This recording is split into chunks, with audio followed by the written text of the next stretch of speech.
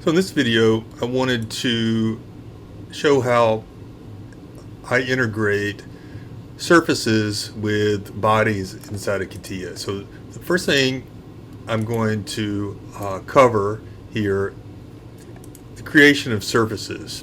So in this case, I'm going to have what I refer to as two Solidify groups, and that means I've got a collection of surfaces, reference elements, and wireframe elements that will lead to one particular surface or one surface that I will eventually solidify into a body. So in this case, I'm going to end up with a body called disk and a body called support. So two separate bodies. Right now, I've just got the geometric sets that I'm going to utilize to accomplish this. So we'll start off with disk. So I will have a body with a solid geometry, later called disk, but right now I'm going to start off with a geometric set called disk. And under it, according to the best practices I teach, I have three subgeometric sets. I have a disk surface geometric set, which includes all of the surfaces, or eventually the final surface that would be solidified.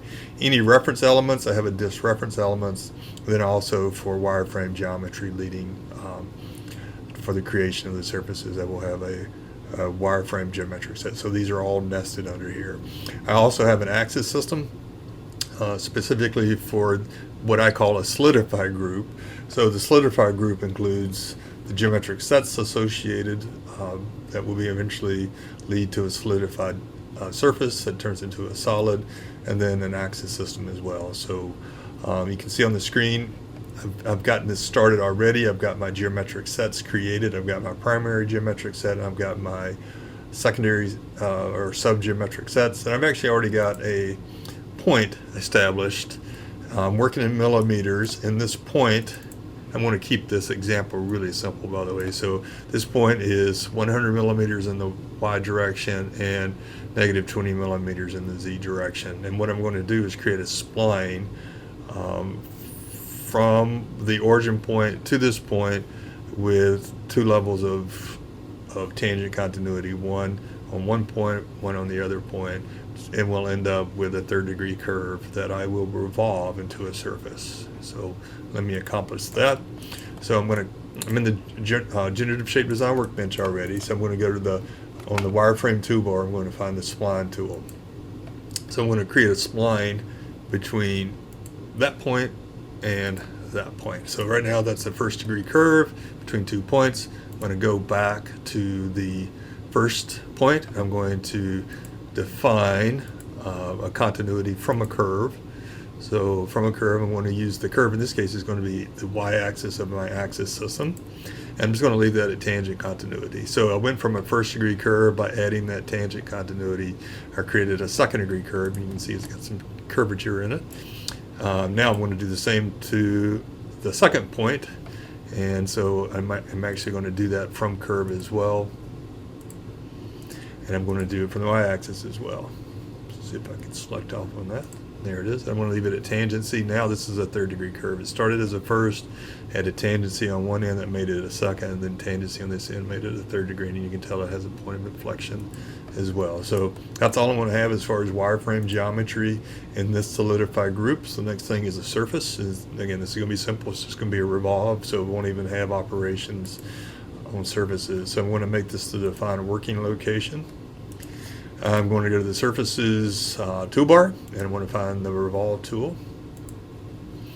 And the axis of revolution, or the profile, will be that spline.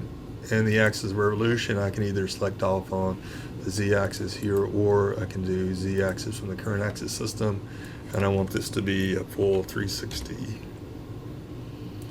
And there's my disk, if you will. So that is my disk.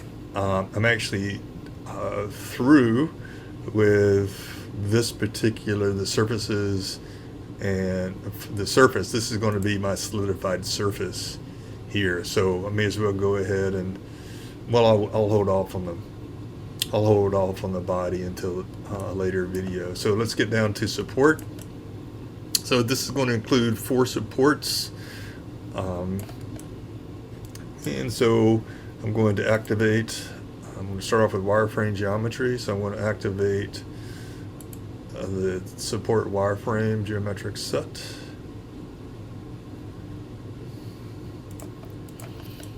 And I'm going to break one of my rules for my classes. Typically, I don't allow my surface modeling classes to utilize sketch tools, but I'm going to. So from here, I'm going to also, I need to activate my support axis system.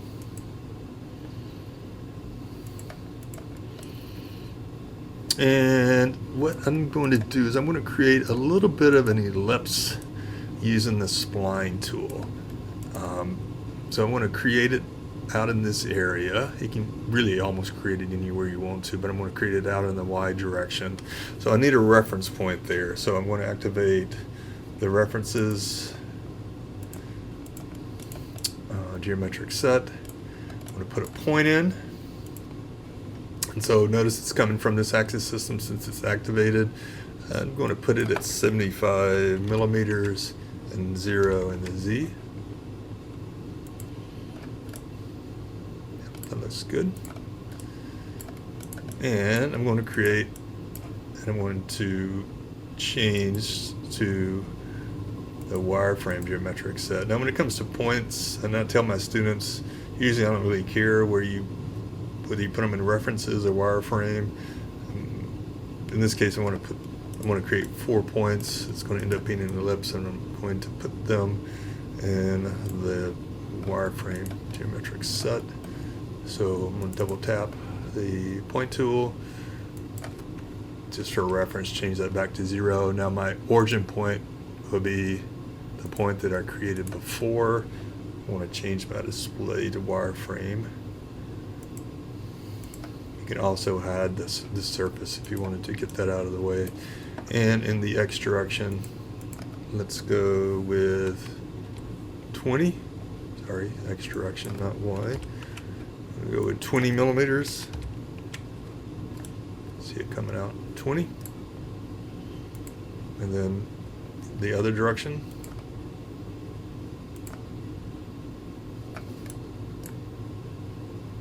It's going to be a negative 20.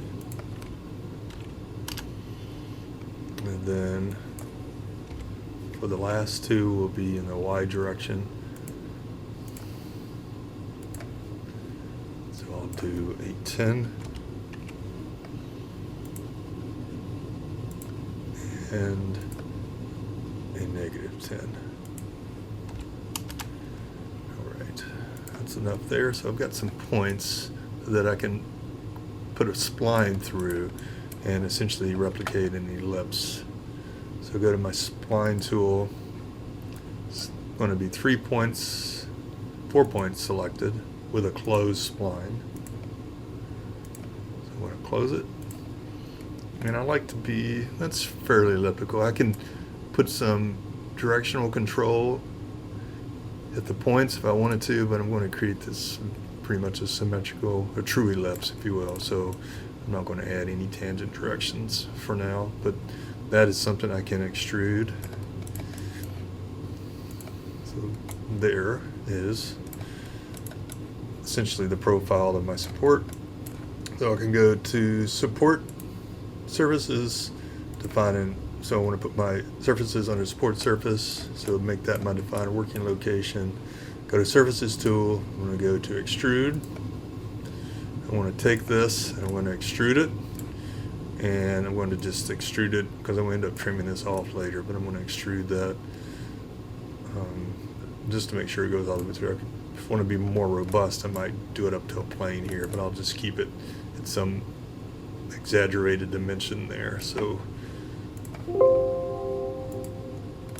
there we go. Should have looked at that warning message to see what that meant. Double tap that again, see what it. Oh yeah, it's not a big deal.